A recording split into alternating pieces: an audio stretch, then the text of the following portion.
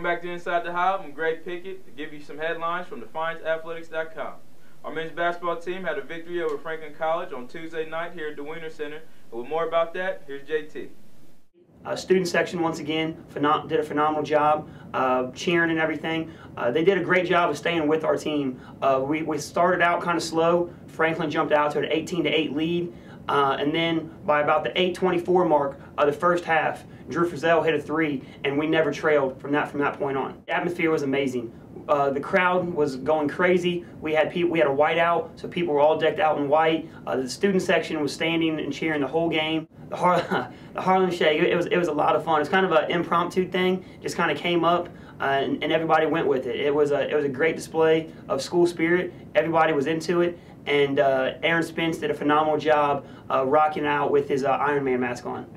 Last night, our top scorers were led by Ryan Hicks, who had a career night, 27 points, but he had an even keel with the rest of his teammates. All of the starters finished in double digits. Friday night, it's a huge game. You know, we're going to be in the semifinals against host Rose-Hulman.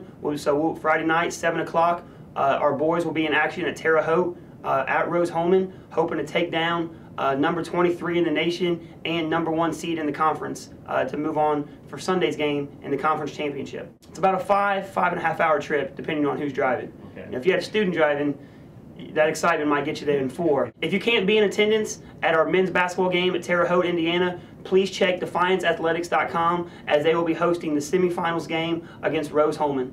Continue our best of luck for our men's and women's basketball team, and good luck on Friday and Sunday. Great job, Jackets.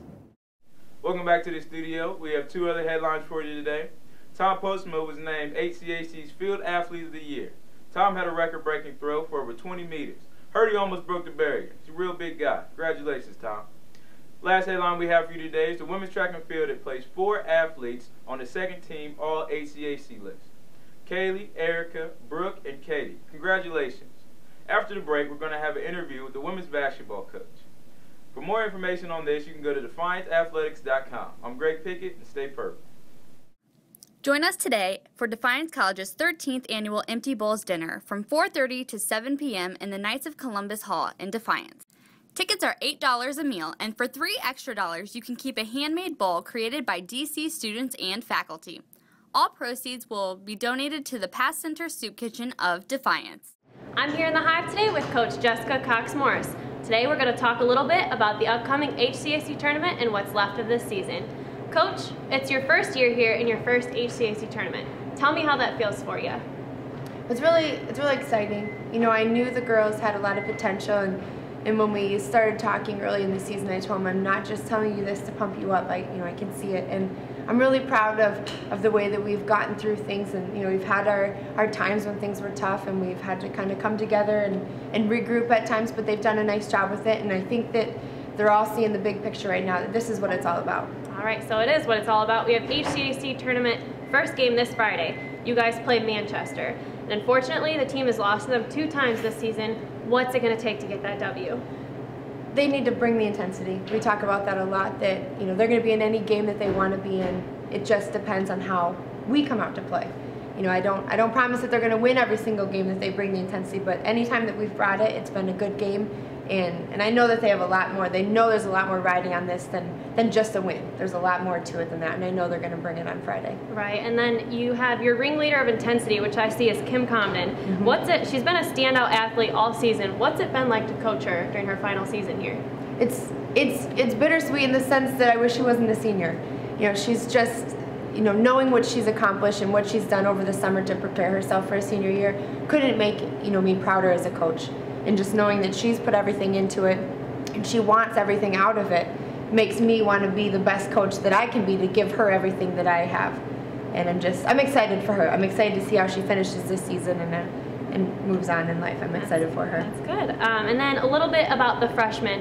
What's it been like to coach them on their first year here and watch them grow? And they're here with you for another 3 years after this. That part's very exciting because they're here for the long run. They're here, their first year with a new coach, which doesn't mean anything different to them than the returners.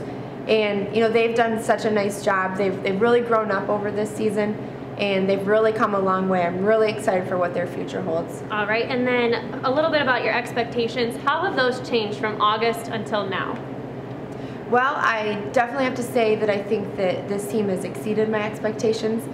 Like I said, I knew they had potential and I knew that they could do some nice things, but what they're able to do when they come together as a group it's unbelievable. You know, you've watched them take number 6 in the country to, or I think they're number 4 in the country to 6 points back in December. You watched them beat preseason number 1 and number 2. You watched them take legit number 1 in double overtime and lose by 2 or 3. Right. You know, they have what they are capable of when they come together and play we don't know yet. We don't know yet what it's going to be like, and hopefully we'll get to see a piece of that this weekend. All right, so this coming weekend is crunch time for the Lady Jackets. For more information, be sure to visit DefianceAthletics.com, and thank you, Coach Jess, for being here today. Thank you.